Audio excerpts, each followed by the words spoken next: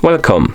In front of me I have Honor Watch GS Pro and I'm gonna show you how to check the battery level on this watch. To check the battery level on this watch, first we need to wake up the screen on it, and you can do it by pressing the upper button.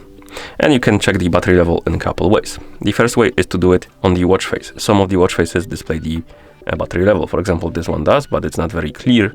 But if you select different watch face, for example, come on, this one, no, this one doesn't display the battery level, but this one does.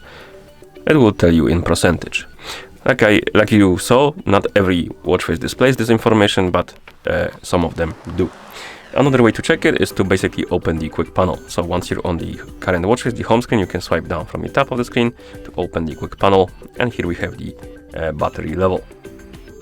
And once you're done, you can press the upper button to go back to watch face. And that's how you check the battery level on this watch. Thank you for watching.